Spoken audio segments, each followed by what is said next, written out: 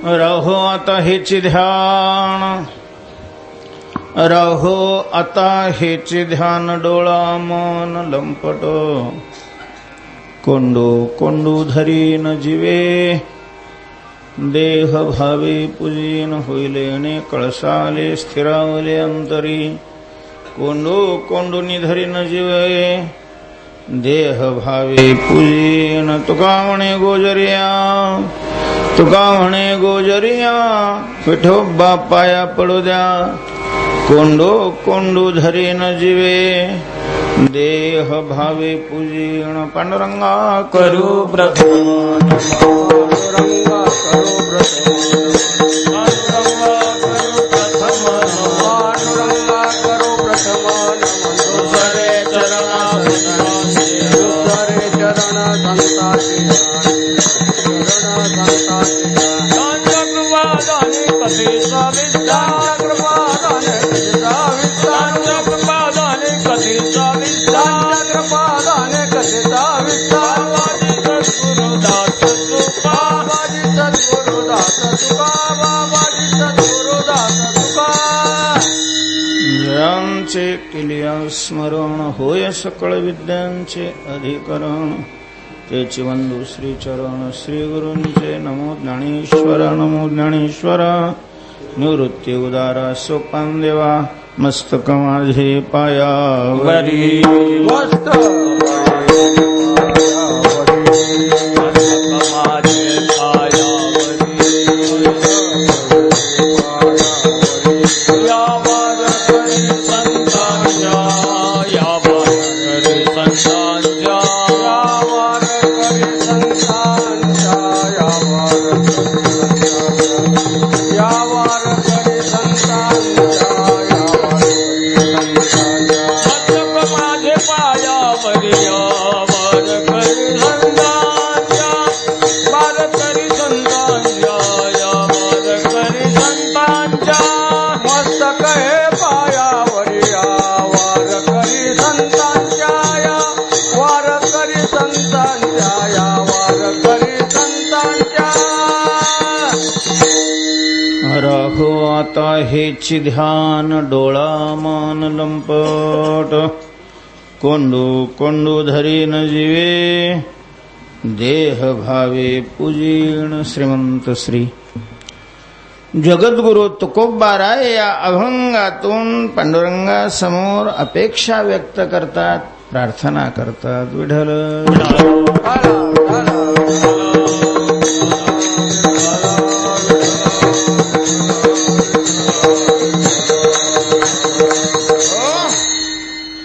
पांडुरंगाकडे मागणी करणारा हा अभंग आहे.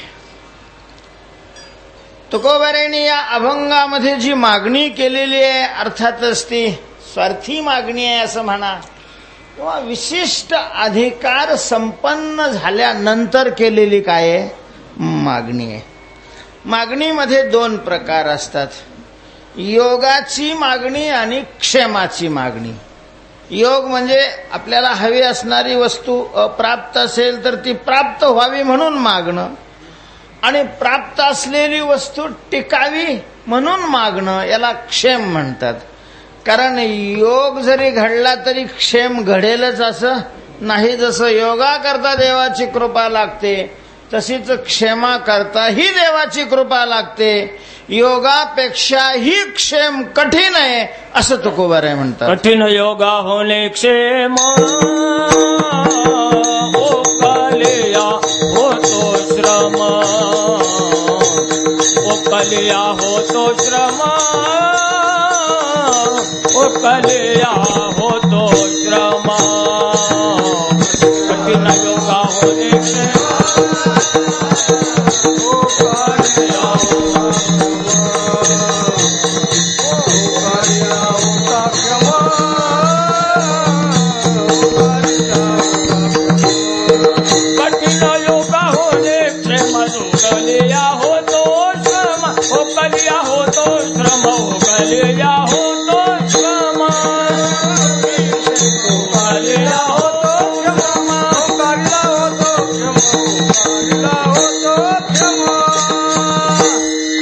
कठीण योगाहुनी क्षेम.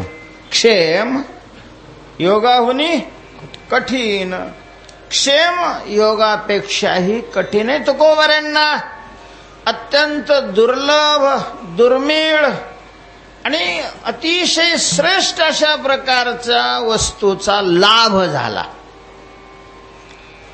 आणि आपल्याला झालेला लाभ हा टिकावा म्हणून देवाकडे तुकोबाराय काय करतात, मागणी करतात. पण काय लाभ झाला तुकाराम महाराजांना? का लॉटरीचा नंबर लागला, का पोरग झालं, का विहिरीला पाणी लागलं, का एखादी सत्ता, काय नेमकं लाभ तुकाराम महाराजांना काय झाला? तर आतापर्यंत ज्यांची नावं घेतली याच्यातला कुठलाही लाभ तुकोबारांना झाला नाही. कारण तुकाराम महाराज याला लाभच मानत नाहीत. विठ्ठल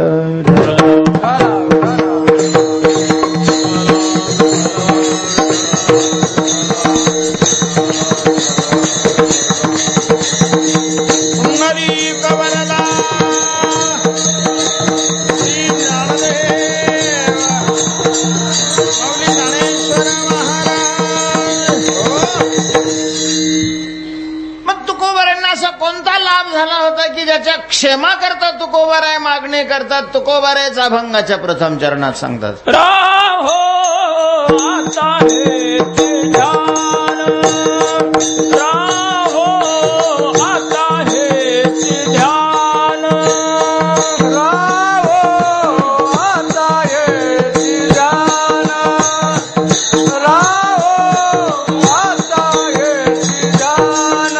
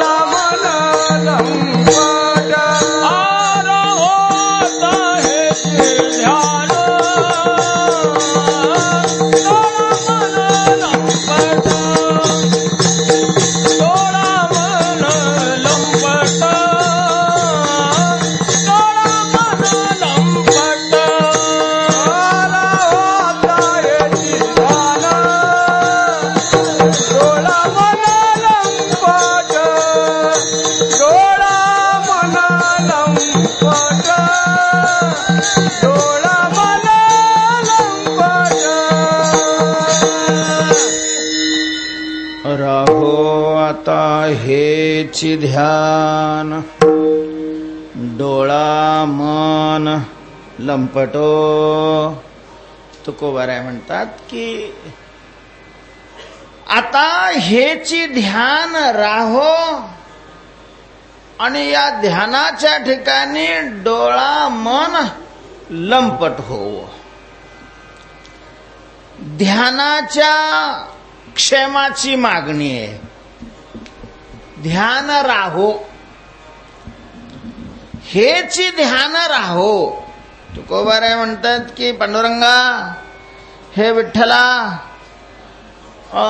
बस आता हे ध्यान राहिलं पाहिजे. हेचे ध्यान राहो. काय तुम्ही म्हटले की लाभ झालाय आणि अतिशय दुर्मिळ लाभ झालाय. आणि तुकाराम महाराज सांगतात आणि काय सांगतात, हेचे ध्यान राहो. हे ध्यान म्हणजे काय लाभ आहे? हेचे ध्यान म्हणजे कोणचं ध्यान राहो तुकोबाराय म्हणतात.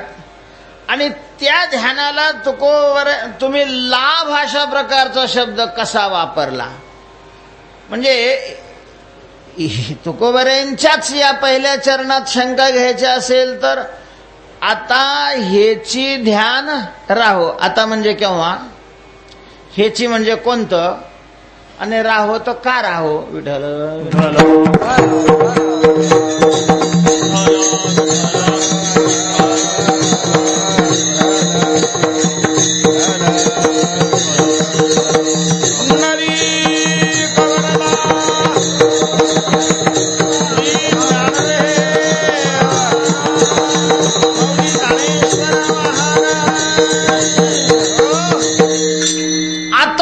शब्दाचा अर्थ काय आहे तर आता अथ शब्दाचं भाषांतर आता आहे आणि अथ शब्दाला संस्कृतमध्ये फार महत्व आहे ओंकारश्चात शब्दश्च द्वावेतो ब्रह्मण पुरा कंठम भित्वा विनिर्यातो तेन मांगलिका उभो अथ म्हटलं की मंगल होऊन जातं म्हणून बहुतेक शास्त्राचा आरंभ जुन्या ग्रंथात पाहिला तर कशापासून आहे अथ पासून आहे अथ योगानुशासनम पतंजली योग सूत्राचं पहिलं सूत्र आहे अथा तो भक्तिम व्याख्यास्यामः नारद भक्ती सूत्रातलं पहिलं सूत्र आहे अथा तो ब्रह्म जिज्ञासा अथ धर्मानु शासनम असो अनेक आपल्याला एवढंच माहिती आहे म्हणून तेवढं सांगितलं असे अनेक अशा प्रकारचे ग्रंथाचे आरंभ अथ म्हणजे आता या शब्दापासून झालेले आहेत तुकोबाराय या अभंगात आता शब्द वापरतात आणि म्हणूनच मंगलाचरणाचे जे अभंग आहेत त्याच्यामध्ये याचाही काय लागलेला आहे नंबर लागलेला आहे आता ते तुम्ही आता शब्दाचं नका आम्हाला सांगू अर्थाचं सांगा तर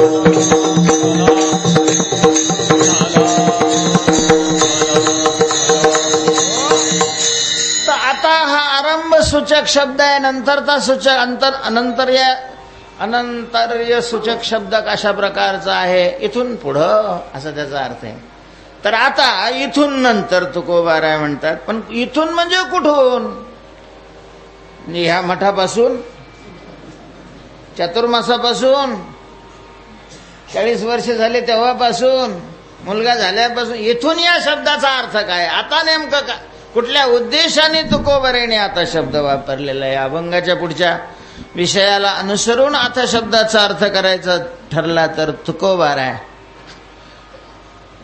आपल्या मनाला संसारातून परावृत्त करून भगवत प्राप्तीचं साधन जे चिंतन त्या चिंतनामध्ये प्रवृत्त झालेले आहेत नामस्मरण करू लागलेले आहेत मन एकाग्र करून तुकोबाराय नामाची साधना करतायत बराच काल बरेच दिवस अशा प्रकारचे नामाच्या साधनेमध्ये गेल्यानंतर नामसाधना करत असताना एकदम तुकोबारायांच्या अंतःकरणामध्ये भगवंतानी आपलं सगुण साकार स्वरूप प्रगट केलंय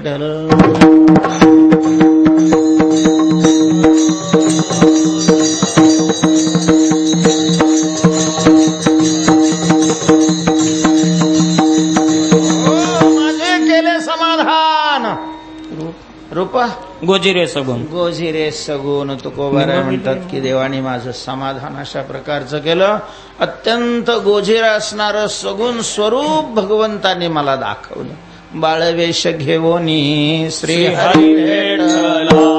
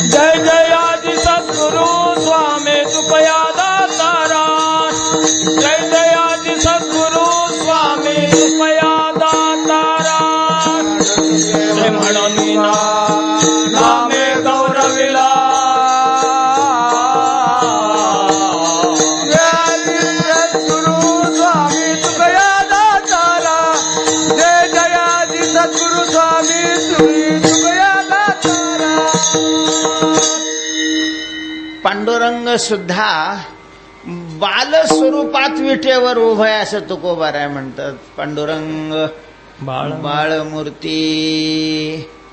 तेव्हा भगवंतानी आपलं रूप सगुण साकार स्वरूप तुकोबारायांच्या अंतःकरणामध्ये प्रगट केलेला आहे. त्या रूपाला पाहिल्यानंतर तुकोबारायाला कोण आनंद झाला, कोण आनंद झाला. हो हो हो हो. आणि असं स्वरूप दाखवल्यानंतर आता म्हणजे आता कधी भगवंतानी आपलं सगुण रूप दाखवल्यानंतर तुकोबारायांनी प्रार्थना केलेली आहे. तुकोबाराय म्हणतात आता हेच ध्यान राहो देवा, तुझं हेच अशा प्रकारचं ध्यान असंच माझ्या चित्तामध्ये स्थिरावो. विठ्ठल विठ्ठल.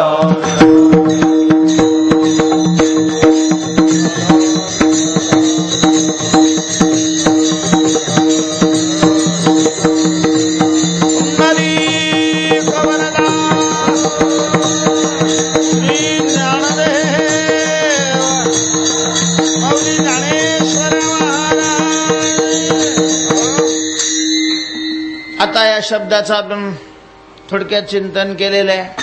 आता हेची ध्यान.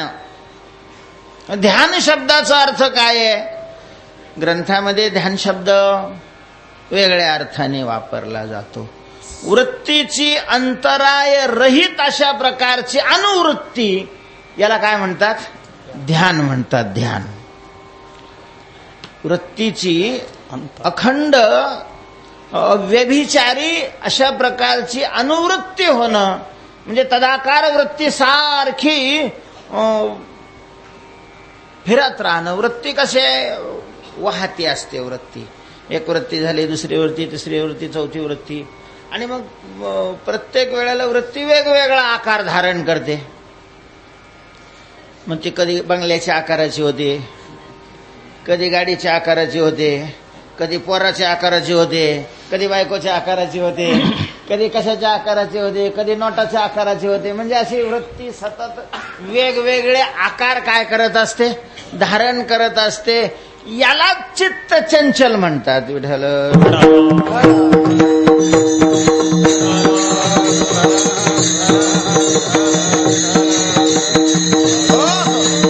मन चंचल आहे, ते स्थिर राहत नाही, फार इकडं तिकडं धावतं, एका क्षणात अशा प्रकारचं घरी जाऊन येतं. अशी जी मनाविषयी चित्ताविषयी बोंबाबोंब आहे, तर ते घरी जाऊन येतं हे सगळं साफ खोट आहे. चित्त घरी जाऊन येतं असं जे म्हणतात ना, माळकरी असले तरी त्या बाबतीत चांगले खोटे बोलतात. आणि आपण खोटं बोलतो हे लक्षात येत नाही त्यांच्या. विठ्ठल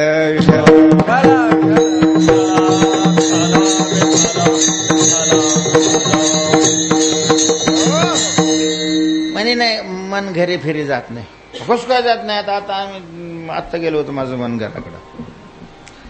बरं तू सांग, घराकडे गेलं कशावर बसून गेलं? कशात गेलं? मन जायचं असेल तर एखादं वाहन तरी लागेल. नाही त्याला कशाला वाहन लागतं? ते सगळ्या वाहनापेक्षा स्वतःच काय आहे? चपळ अशा प्रकारचे अतिवेगवान आहे. त्याला वाहनाची काही गरज नाही, तेच जात. खरंय का हो? ते जात. मन कुठल्याही वाहनाचं सहकार्य न घेता एका ठिकाणाहून लांब अशा प्रकारच्या दुसऱ्या ठिकाणी जात. हे खरं आहे का? मन म्हणजे वृत्तीचाच एक भाग. कार्यपरत्वानी वृत्तीलाच मन, बुद्धी, चित्त, अहंकार हे काय झालेले आहेत? नावं आलेले आहेत. ऐका. आणि हे मन आपल्या म्हणजे इंद्रियाला सोडून स्वतंत्रपणे कुठं जाऊ शकत नाही. म्हणून मन कितीही चॅप्टर असलं, हुशार असलं, बलवान असलं, प्रमाथी असलं तरी त्याला इंद्रियाच्या साह्या वाचून देहाच्या बाहेरही पडता येत नाही महाराज. परतंत्र आहे त्या बाबतीत मन. अरे समोर पाय ना, कोण उभं आहे. मनाला इच्छा आहे समोरचं पाहण्याची, डोळ्याने सांगितलं नाही जमायचं, नाही जमायचं, 2 दिवसापासून झोप नाहीये, मी उघडणारच नाही. आणि जर डोळा उघडलाच नाही तर मन पाहू शकता का पुढच्या माणसाला?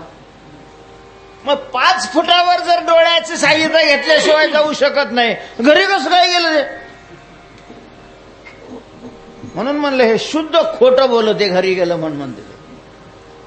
हो पण मग आता कसं काय काय हे कसं खोटं आहे? मग आता आमच्या मनात मन घरी नाही जात, मग घर मध्ये तयार करतो, मध्येच घराचा आकार अशा प्रकारचा ते मन तयार करतं आणि त्याला पाहतं. आणि आपण म्हणतो ते गेलो घरी. घरच्याला विचारा बरं, तुम्ही लगेच फोन करा आणि विचारा घरी, अरे माझं मन आलं होतं का? तुम्हाला जर आलं होतं असं उत्तर आलं ना तर मी काही बक्षीस देईन.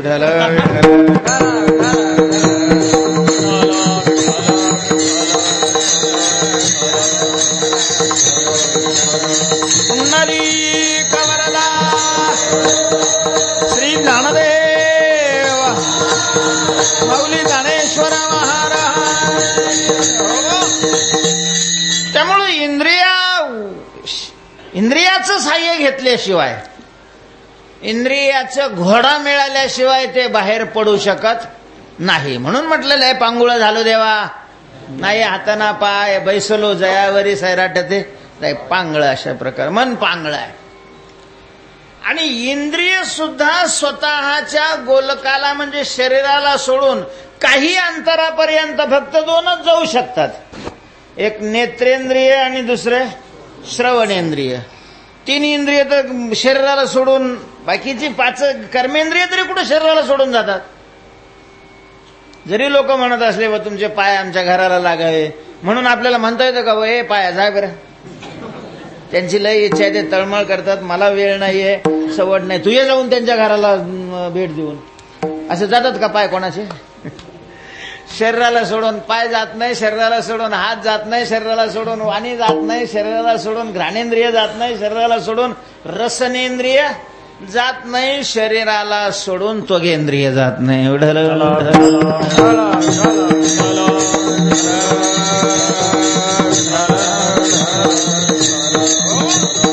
नेत्रेंद्रिय जातं पण तेही मर्यादित अंतरापर्यंत जातं, त्याच्यापेक्षा पुढे जात नाही.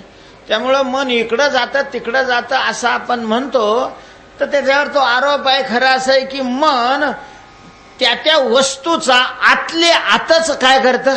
आकार धारण करतं. पण ज्यांचा आकार धारण करतं ती एक वस्तू नाही ठेवीत, सारखं बदलत राहतं. अनेक बुद्धीचे तरंग क्षणोक्षणा पालटती रंग. उगा रस्त्याने चालला आणि एखाद्याची गाडी दिसली की त्या गाडीचाच आकार धारण करतो. केवढ्याची असेल, किती अवरेज देत असेल, रोखीनं घेतली असेल का बँकेचं कर्ज काढलं, काही घेणं नाही, काही नाही, काही संबंध नाही याचा. त्या गाडीवाल्याचा परिचय नाही, ती गाडी निघूनही गेली. पण मग त्याच करत असं का नाही? पुन्हा पुढं जर गंगेचं पाणी दिसलं तर झालं, ते पुन्हा पाण्याचा आकार धारण करतं.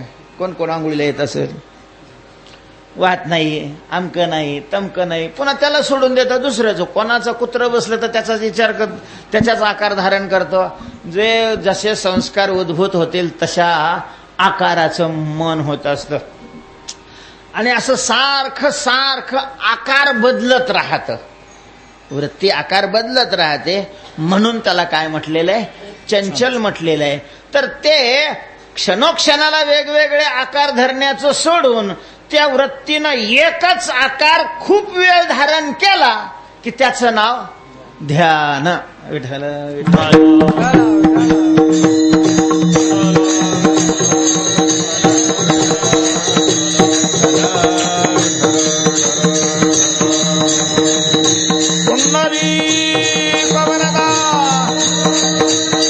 श्री ज्ञानदेव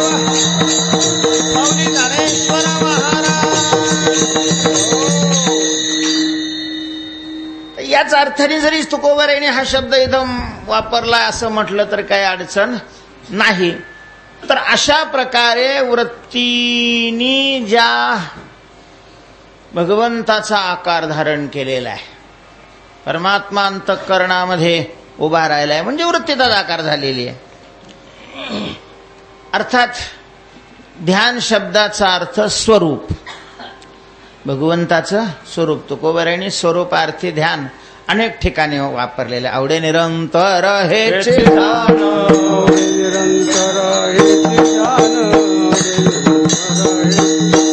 तुळशीहार गळा काशी पितांबर, तुळशीहार गळा काशी पितांबर, आवडे निरंतर हेचे ध्यान.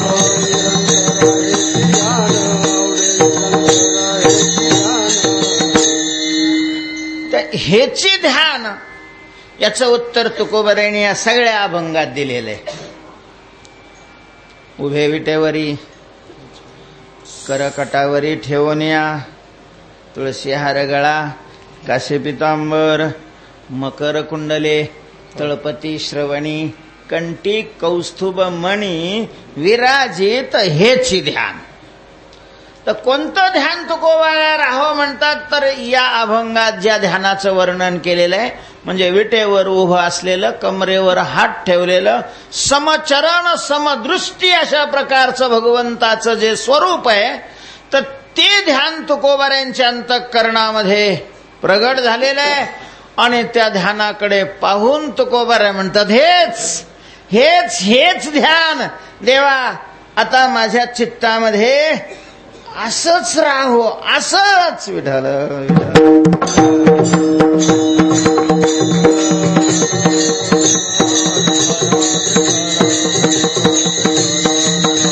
आता दृष्टी पुढे ऐसा त्रितुरा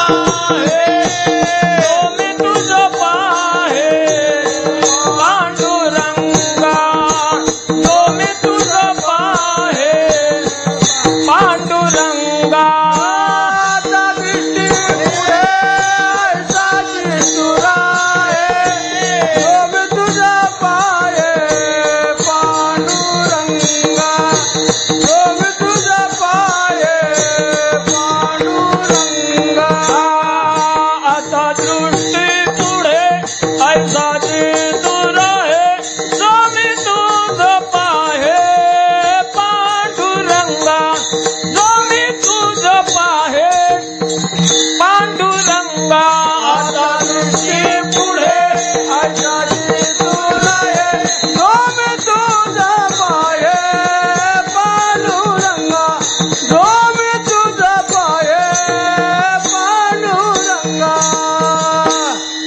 पांडुरंगा.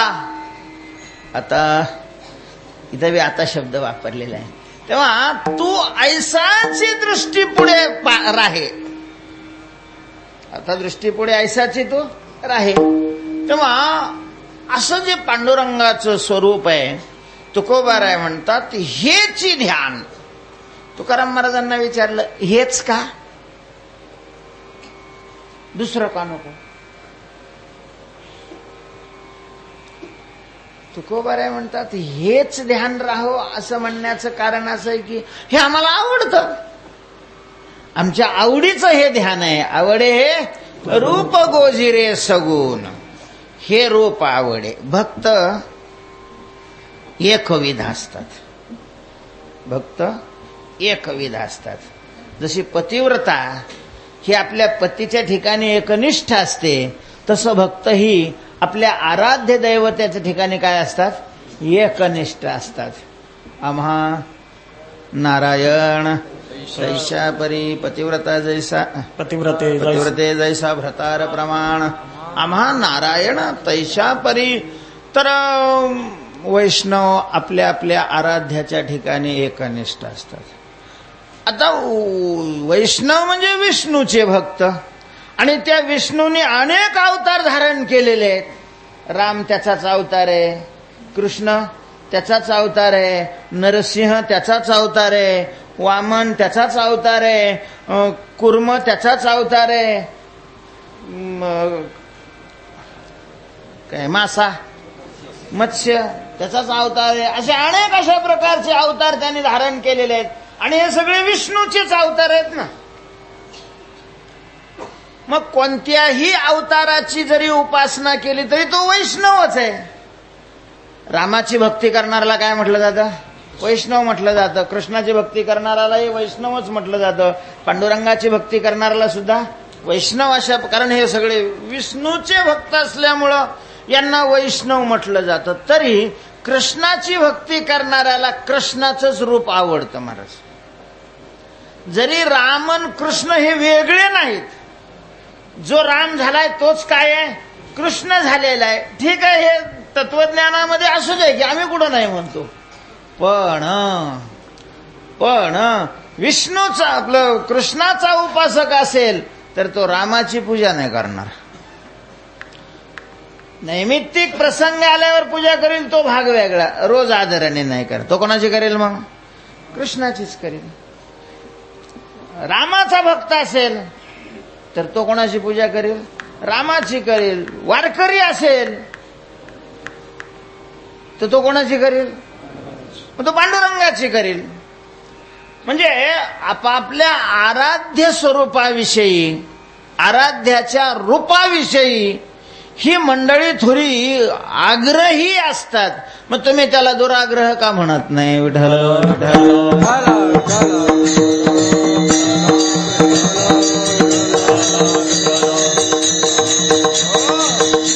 अज्ञानी असतात असं नाही, आग्रही असतात. अज्ञानी वेगळा आणि आग्रही वेगळा.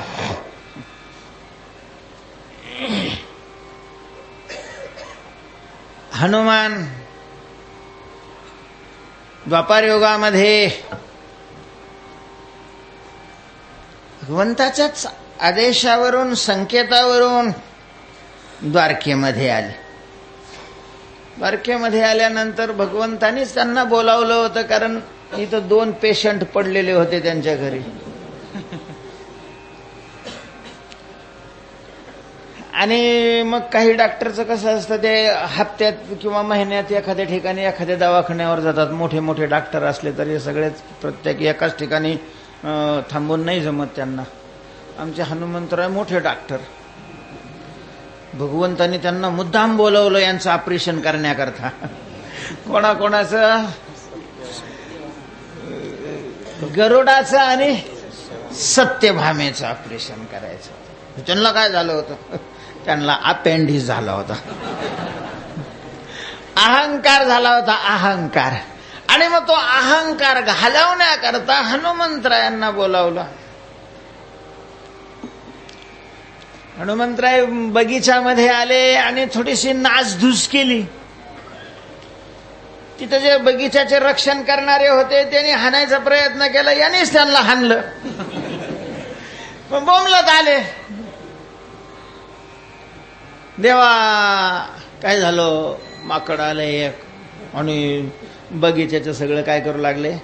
नुकसान करू लागलेलं आहे. गरुडाला सांगितलं, गरुडा पाय रे, कोण माकड आहे? त्याला बोलून आण बरं. नाही नाही म्हणला गरुड, पण असं तोंड वाकडं केलं. म्हणजे कोणाला काय सांगावं हे ह्यांना कुणी सांगावं.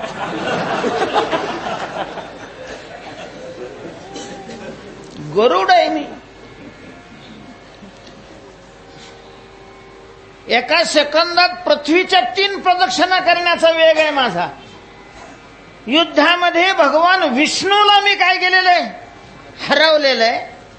एवढा ताकदवान गरुडन काम काय सांगितलंय? माकडाला बोलवायचं.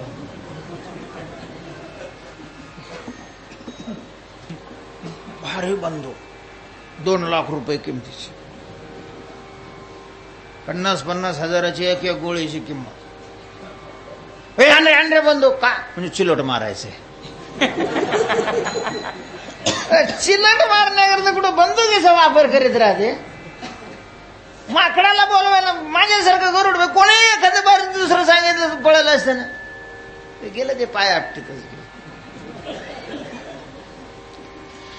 झालं. तिथं गेल्यानंतर तू गिरस. ए गरुडा, ए माकडा इकडे, ए माकडा इकडे, बलरामाने बोलावलं. चल. हनुमंतरायाला वाटलं हे तो बोलतोच फुगलेलं दिसते, काहीतरी गिळलं काही घे ना. आता म्हणे मला ऐकू येत नाही, जरा जवळ ये. असा जवळ हाताच्या टप्प्यामध्ये येऊ दिला आणि काय सांगितलं ना तुला, रामाने बलरामाने बोलावले. आता बलराम म्हटल्यावर तर मग हनुमंतरायाचं डोकं फिरलं. माझ्या रामापेक्षा ह्याचा कोणचा बलराम आहे. एक मुस्कडात मारली महाराज, एकच टप्पू दिला बा.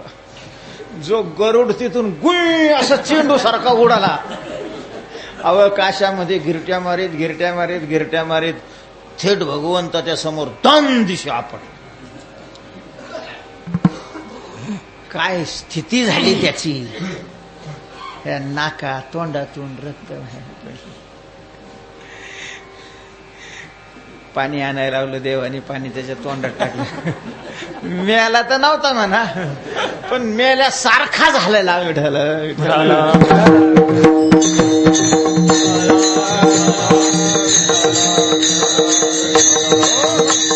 काही वेळाने थोडासा काय झाला, सावध झाला. मग तसं तरी करून उठून बसला. उठून बसल्यावर समोर पाहिलं भगवान श्रीकृष्ण उभे होते. त्यांनी सांगितलं, गरुडा, तुझ्यासारख्या बलवान माणसाची अशी स्थिती.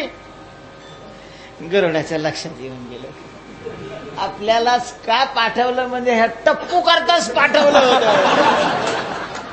हे गरुडाच्या लक्षात आलं. त्यांनी पाय धरले, म्हणले देवा इथंच नाही का कान टोचायचे माझे.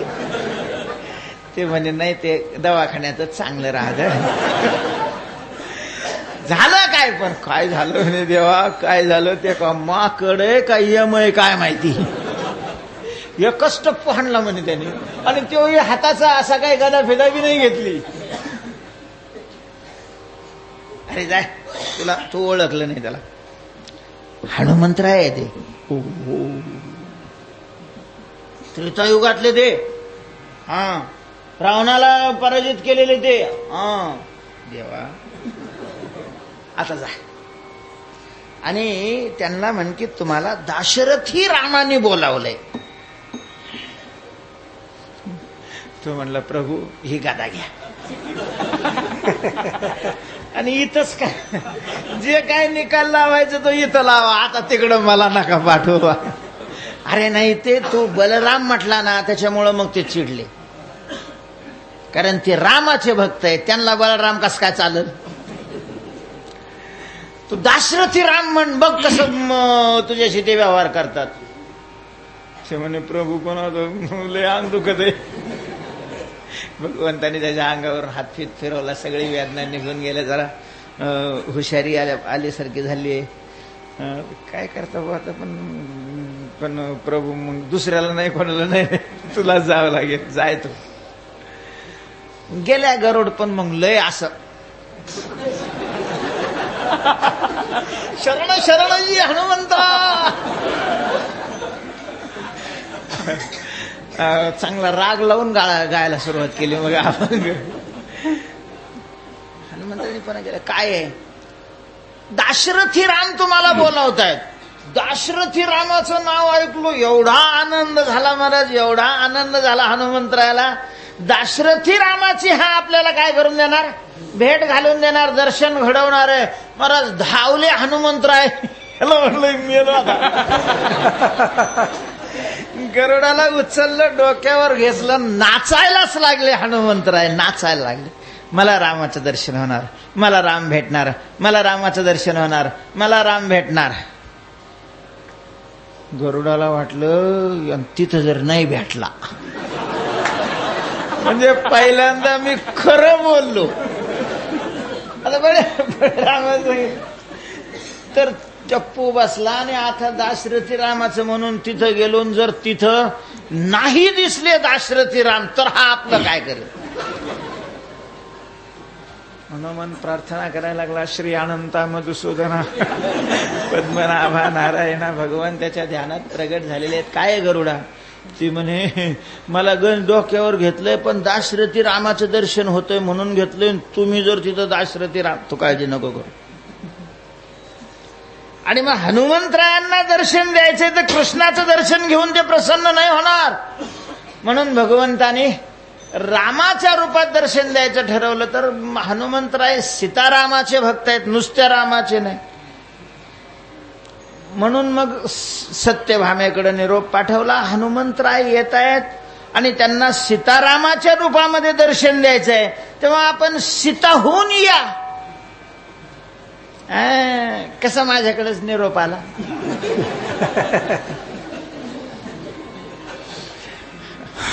फुगलीच बुवा, अजून फुगलीत थोडीशी. हाय का मस्त 16,108 आहेत. पण माझ्यासारखी रूपांनी संपन्न सगळ्यालाच असं वाटतं उगं सक्रातीचं सोगड असलं तरी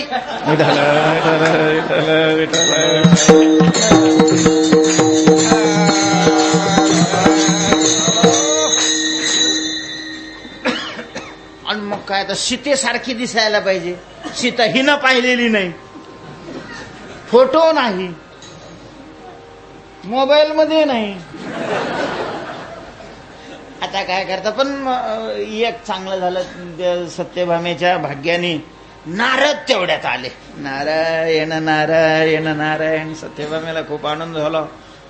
ती भारी लग्नातली साडी काढली. ती साडी अंगात घातलेली आहे.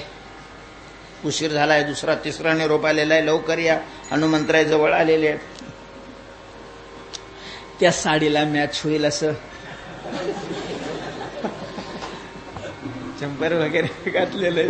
व्यवस्थित केस फेसा व्यवस्थित नटाफटा करून मग क्रीम कोणती लावली आपल्याला काही नक्की नाही. त्यावेळेला कोणत्या क्रीम होत्या मला नाही माहिती. व्यवस्थित अशा प्रकारचं लगेच जवळजवळ अर्धा तास नुसतं आरशाला ताण देत होत्या. असं नाही तसं, तसं नाही तसं, तसं. ही साडी बरोबर नाही, ती काढ, ती साडी बरोबर नाही. एवढ्यात नारद आले. नारदानेच विचारलं, नारदा म्हटले बोला हे साहेब, तुम्ही सीतामातेला पाहिलेलं असेल. हो म्हटले, सीतामातेचा भक्त आहे मी, दररोज दर्शनाला जातो, अजूनही ध्यानात दर्शन करतो. म्हटले मग बरं झालं. हनुमंतराय येत आहेत म्हणतायत, त्यांना मालकाला रामरूपात दर्शन द्यायचंय आणि मला सीता होऊन यायला सांगितलेलं आहे. मग तुम्ही सांगा बरं आता, मी सीतेसारखी दिसते का? आता हे काय, हे सगळे नारद म्हणजे त्यांच्याच पक्षातले ना. यांचा अभिमान घालवायला सगळे बोलावलेले. आणि नारदांनी सांगितलं, आई साहेब खरं सांगू का खोटं?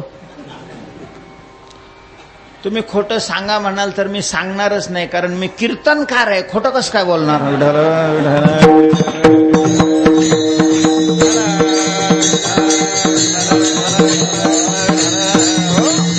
कीर्तनकारांनी माळकऱ्यांनी खोटं बोलू नये ना. आणि खरं सांगितलं तर तुम्हाला विनाकारण काय होईल? दुःख होईल. नाही नाही नारदा, खरं सांगा, कारण तिथं हनुमंतरायाचा प्रसंग आहे. त्या गरुडाच्या एक मुस्काडात लावली तर ते मरायला लागलं होतं. आणि तिथं जर मी डुप्लिकेट सुद्धा होऊन सीतेसारखी नाही दिसले तर ते माझ्या मुस्काडात लावायला मागं पुढं पाहणार नाही. ते काय पिंपळावरचे.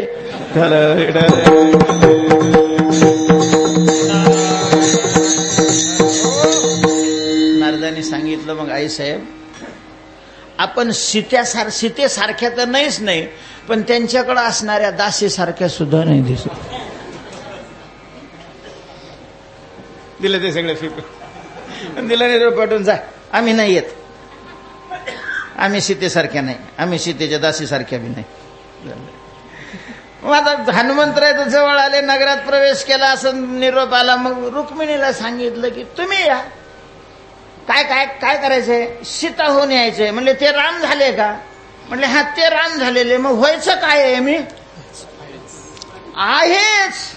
ते जर कृष्ण आहे त्यावेळेला मी काय असते? रुक्मिणी असते. आणि ते ज्या वेळेला राम होता त्यावेळेला मी सीता आहेच आहे. त्या कपड्यात सीता सारखी येऊन बसलेले. मला कशा करता दृष्टांत सांगितला? हनुमंतरायाला तुम्ही अज्ञानी मानणार का? बुद्धिमतां वरिष्ठम ज्ञानीनाम अग्रगण्यम. पण तरीही वैष्णव असल्यामुळं विशिष्ट रूपाचे काय होते? उपासक होते, भोगते होते. विठ्ठल विठ्ठल.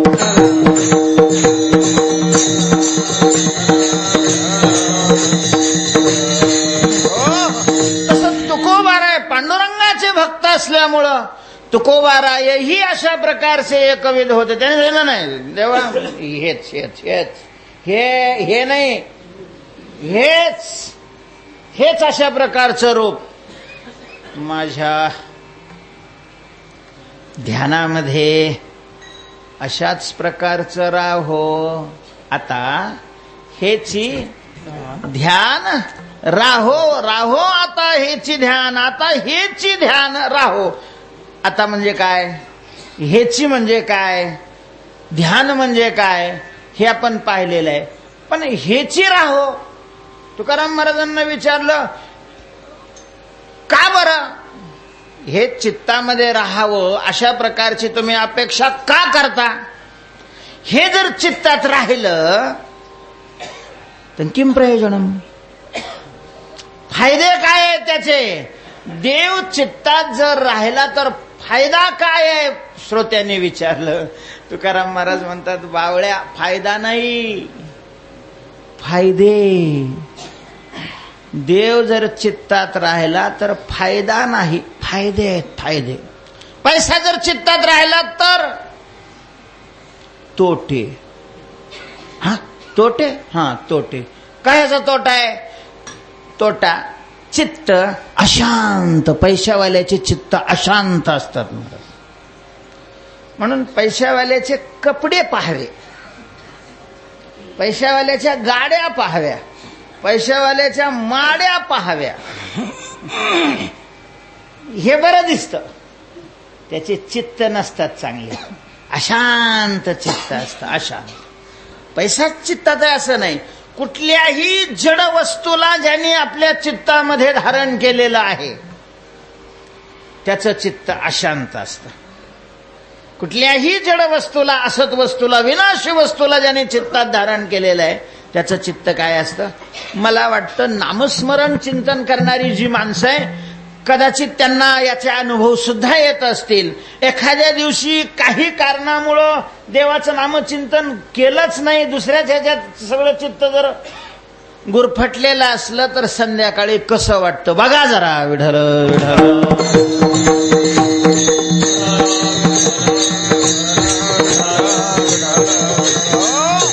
बेचैन असतं महाराज चित्त इतर वस्तूच्या ध्यानामध्ये. हेच ध्यान कशा करता हवंय? काय फायदा आहे? काय लाभ आहे? तुकोबाराय म्हणतात काही एक सांगावा. लाभच लाभ आहेत, लाभच लाभ आहेत. सांगा ना, काही ठराविक सांगा. आता किती सांगणार आहे? तुमचा टाइम आहे तवर सांगा. विठ्ठल विठ्ठल.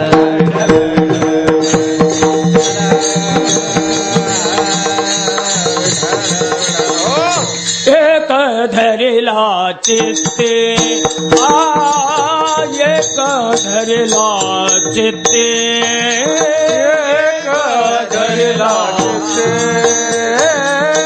एक धरिला चित्ते एक धरिला चित्ते एक धरिला चित्ते एक धरिला चित्ते एक धरिला चित्ते. आम्ही रखुमाईचा पती, आम्ही रखुमाईचा पती, तेणे झाले अवघे काम, तेणे झाले अवघे काम. आम्ही रखुमाईचा पती, आम्ही रखुमाईचा पती,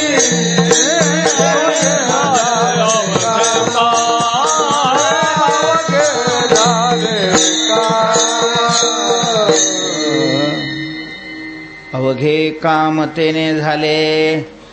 जर भगवंताचं स्वरूप अंतःकरणामध्ये स्थिर राहिलं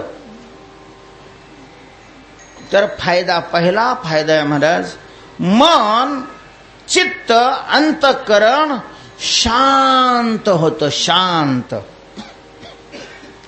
अंतःकरणातली जी आग आहे, हळहळ आहे, बेचैनी आहे, चांचल्य आहे, हे सगळं काय होऊन जातं? निघून जातं. म्हणून भगवंताच्या पायाला तुकोबारायांनी ताप शमन पाऊले अशा प्रकारच्या विशेषणाने गौरविलेलं आहे. ताप शमन, चित्तातला ताप नष्ट करणाऱ्या अशा प्रकारचे भगवंताचं हे ध्यान आहे. ज्याचं चित्त बेचैन आहे त्याने डॉक्टरकडे जाण्यापेक्षा देवाचं ध्यान करावं. विठ्ठल विठ्ठल.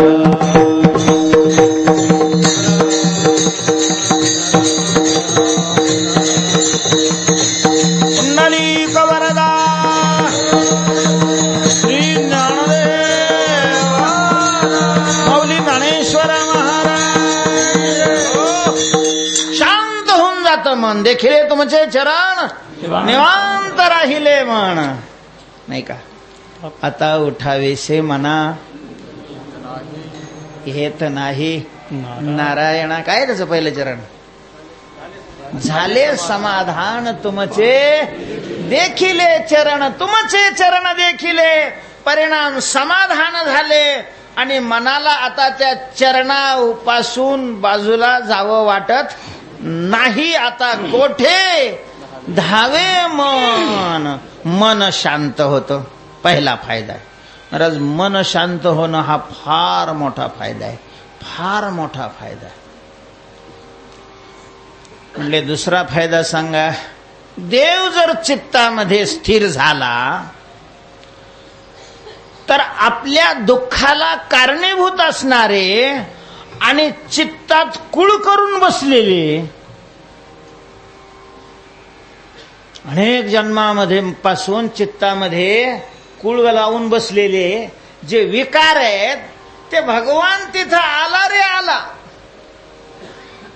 पळाले उद्वेग सांडोनिया.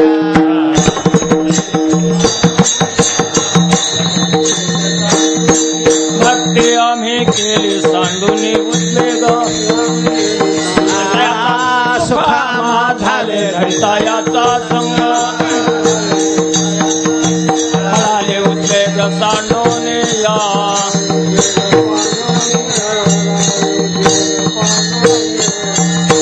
उद्वेग पळाले. कोर्टात केस टाकली नाही, पोलीस स्टेशनला गेले नाही, काही नाही, चिंगाट पळाली. देव जर आत आला तर हे उद्वेग कारणासह पळून जातात महाराज. चिंता राहत नाही, भीती राहत नाही. तुका म्हणे हरी काही उरोने दी उरी. आणि सगळ्यात महत्वाचं, देव त्याच्या चित्तात राहिला त्याचा जन्म सफल होतो. त्याची सरली एरझार झाला सफल व्यापार. कोणाची? फिक्स 1,00,000 रुपये टाकले त्याची. साठविला हरी जिही हृदय मंदिरी. हृदय मंदिरी जिही हरी साठविला त्याची एरझार संपली आणि त्याचा व्यापार सफल अशा प्रकारचा झाला. हरे आला हाता मग कैची भय चिंता. अशा प्रकारचे फायदेच फायदे असल्यामुळं तुकोबाराय म्हणतात, देवा आता हेच ध्यान राहो. विठ्ठल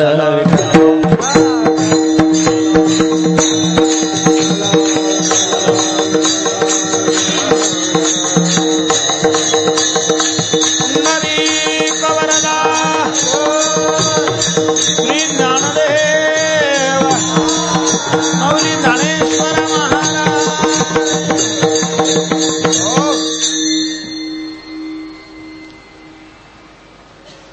हे ध्यान राहो.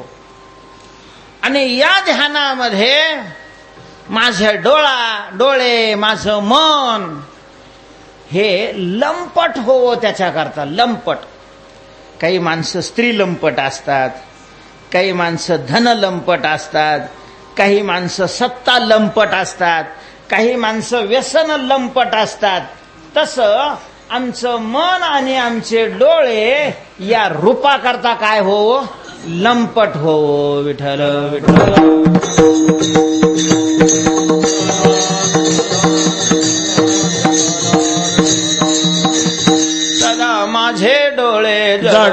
तुझी मूर्ती सदा माझे डोळे जडो तुझी मूर्ती सदा माझे डोळे जडो सदा माझे डोळे जडो सदा माझे डोळे जडो तुझे मूर्ती सदा माझे डोळे जडो तुझे मूर्ती सदा माझे डोळे जडो सदा माझे डोळे जडो रखुमाईच्या पदी सोयरी या रखुमाईच्या पदी सोयरी या गोड तुझे रूप गोड तुझे नाम गोड तुझे रूप गोड तुझे नाम रखुमाईचा पती रखुमाईचा पती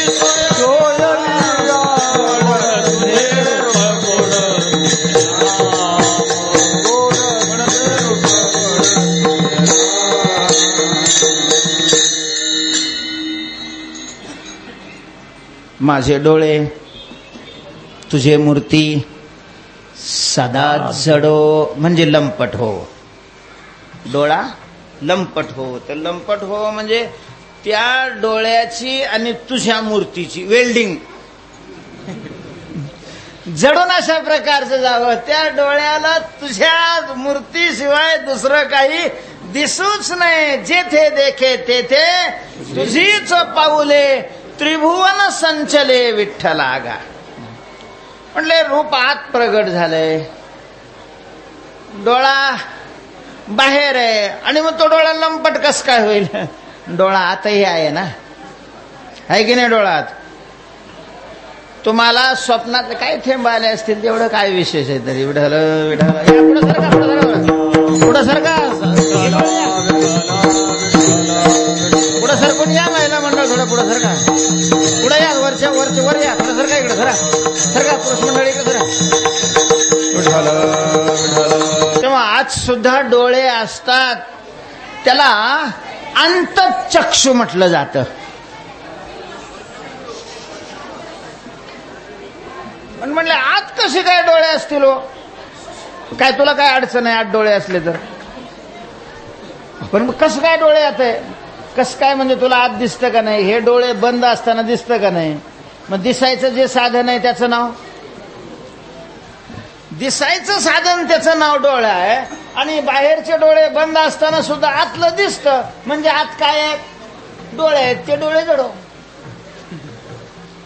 अशा प्रकारचे डोळे त्या रूपाच्या ठिकाणी लंपट हो. लंपट लंपट लंपट म्हणजे पानशट.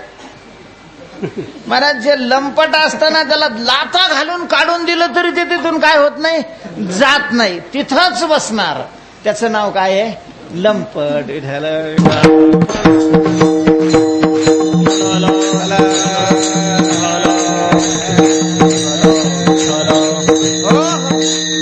देवाच्या रूपाविषयी लंपट असणारी माणसं नाही दिसत आपल्याला, पण विषयाच्या करता लंपट झालेली माणसं पदोपदी दिसतात ना. तेव्हा माझं मन आपलं माझे डोळे आणि डोळ्यापेक्षाही मन या स्वरूपाच्या ठिकाणी काय हो लंपट हो. लंपट. देवा ऐकताय ना तुम्ही, झोप नाही लागलेली तुम्हाला. तेव्हा एवढी आमची अपेक्षा पूर्ण करा. हे तुमचं स्वरूप असंच माझ्या चित्तामध्ये राहू द्या आणि त्या रूपाच्या ठिकाणी डोळा आणि मन लंपट करा. रूप राहिलं डोळा मन लंपट नसलं तर रूप असूनही नसल्यासारखं काय उपयोग असतो. पुष्कळ माणसं असे घरात किती काही सुंदर वस्तू असतात पण त्या घरातल्या वस्तूकडे पाहतच नाही, बोंबलत बाहेर फिरत राहते. तेव्हा डोळा मन लंपट असलं पाहिजे. डोळा मन लंपट आहे, रूपच नाही दिसलं तरी उपयोग होत नाही. तुझ्या कृपेनं आमच्या भाग्याने आज तुझं स्वरूप आमच्या चित्तात काय झालेलं आहे प्रगट झालेलं आहे. आता हे स्थिर राहावं आणि या रूपाशी माझा डोळा आणि माझं मन हे लंपट व्हावं. लंपट म्हटले आम्हाला प्रार्थना करता, पण तुम्ही काय करणार त्याच्याकरता? मी काय करणार? कोंडा कोंडूनी धरीना जीवे, कोंडा कोंडूनी धरीना जीवे, कोंडा कोंडून धरला जीवा, कोंडा कोंडून धरला जीवा, कोंडा कोंडूनी धरीना जीवे, जीवे कोंड कोंडूनी धरीना जीवे, कोंडा कोंडून धरला जीवा, कोंडा कोंडून धरला जीवा, देह भावे पूजना, देह भावे पूजना, कोंड कोंडूनी धरीना जीवे, जीवे कोंड कोंडूनी धरीना जीवे, देह भाव पूजना, देह भावे पूजना, कोंड कोंडूनी धरीना जीवे, कोंड कोंडूनी धरीना जीवे. मी काय करीन? तर कोंडून जीवे धरीन. पहिला आता मी काम करणार. काय करणार? दरवाजे आणि खिडक्या बंद करणार. दरवाजे आणि खिडक्या बंद करणार. बाहेर जाणारे दरवाजे आणि खिडक्या म्हणजे इंद्रिय. कारण बाहेरची वस्तू आत कोणाच्या द्वारे जाते? इंद्रियाच्या. आणि आतलेही बाहेर जातं ते इंद्रियाच्या. म्हणून इंद्रिय हे दरवाजे आहेत. हे दरवाजे अगोदर मी काय करीन? बंद करीन. म्हणजे काय करीन? इंद्रियांचं नियमन करीन. कोंडूनी मनाचं अशा प्रकारचं नियमन करीन. असं कोंडून घेईन आणि याला पकडीन. धरणार. आता जाम धरणार. हालू नाही देणार. तर जाण्याचा प्रश्नच नाही. देवाला आता मी काय करणार? जीवे धरीन. आणि तेही कशाने धरणार? मनाने बी नाही, जीवाने धरणार. जीवाने. विढल विढल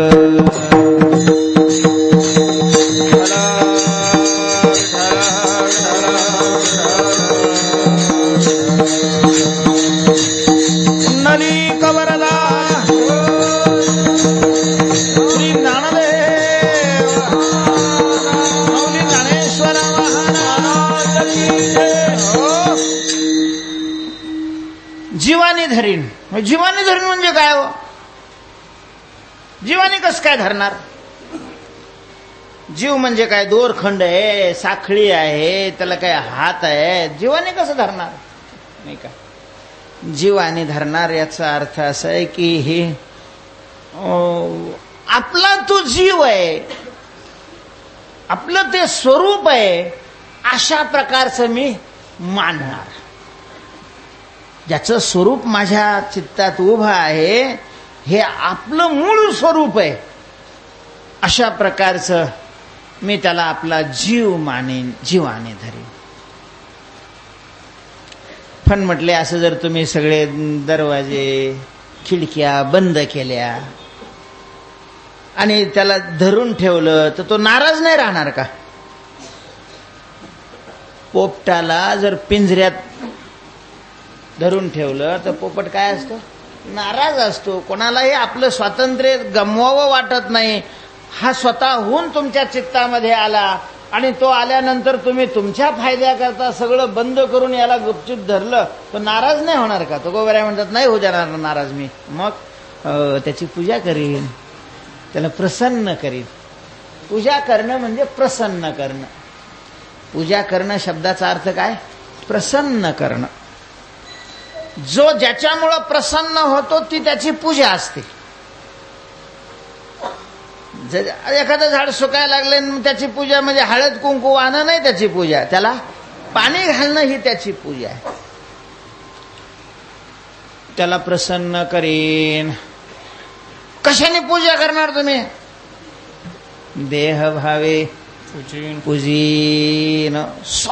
सगळ्यात श्रेष्ठ असणारी वस्तू, सगळ्यात प्रिय असणारी वस्तू, तीही त्यालाही जी वस्तू आवडते महाराज तो सुद्धा म्हणतो काय म्हणतो? उपचारे कवनाही नाकळे.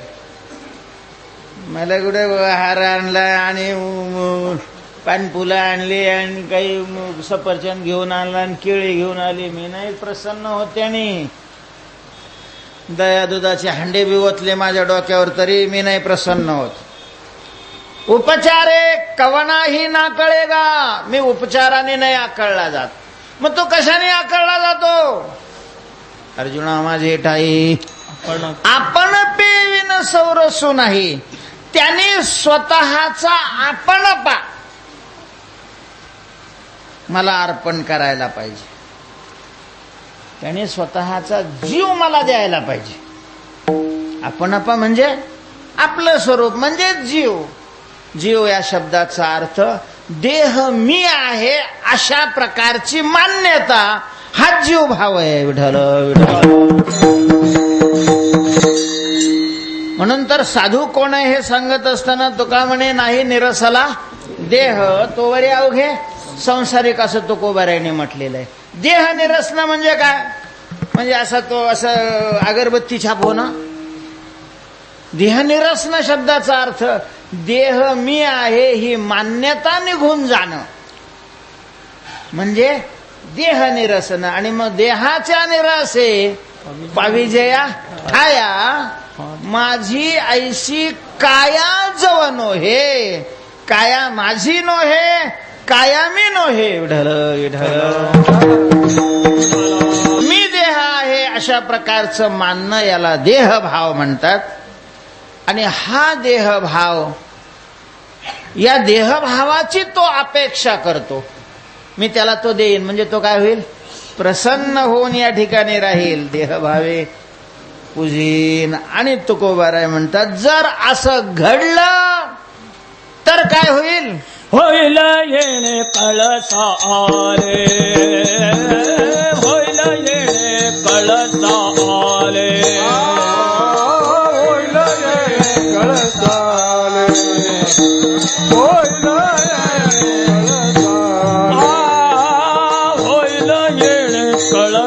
आले, आले होईल येणे कळसा आले. होईल येणे कळसा आले, होईल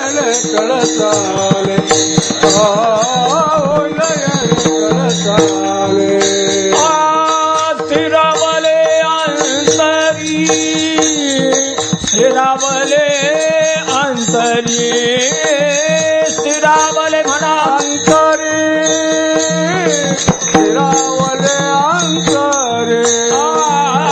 स्थिरावले अंतरी, स्थिरावले अंतरी, स्थिरावले अंतरे स्थिरावले अंतरे.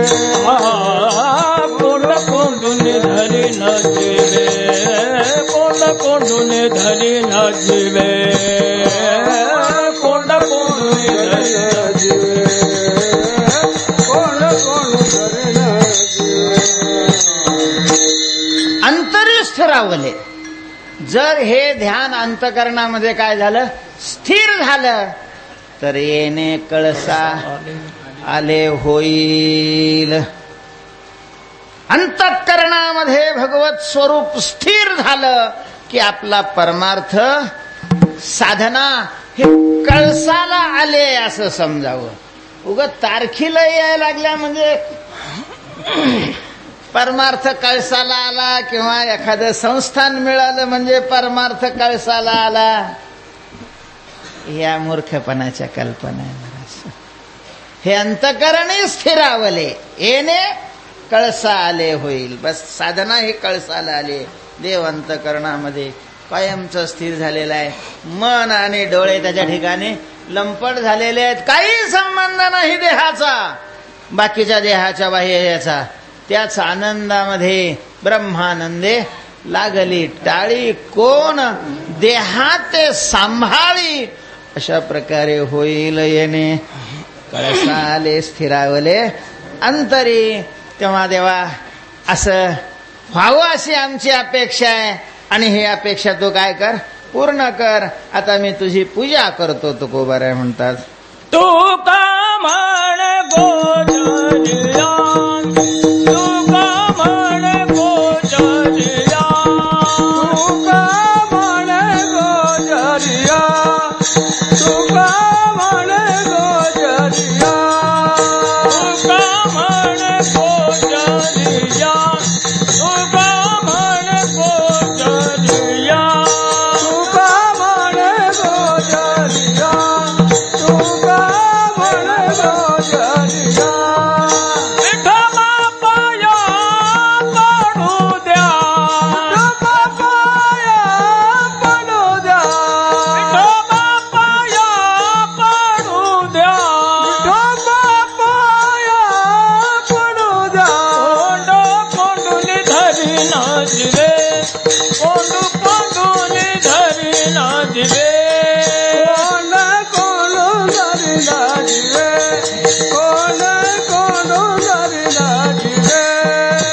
कोंडून धरी नाचवे, देह भावे पूजिना, कोण धरी नाचवे, देह भावे पूजिना.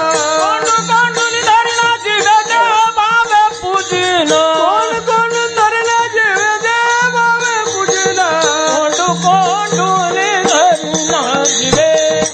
कोंडून धरी नाचवे, कोंडून धरी नाचवे, कोण कोण धरी नाचवे, कोण कोण धरी नाचवे. बार कुमारी. हे गोजरिया विठोबा, मला तुमच्या पायावर लोटांगण घालायचंय. तेव्हा किमान पायावर लोटांगण घाल्यापर्यंत तरी काय राहा, स्थिर राहा. विठोबा पाया पडू द्या. आणि कसे आहात तुम्ही, तर गोजरिया विठोबा. तर गोजरिया म्हणजे अत्यंत सुंदर असणाऱ्या, सुकुमार असणाऱ्या विठोबा.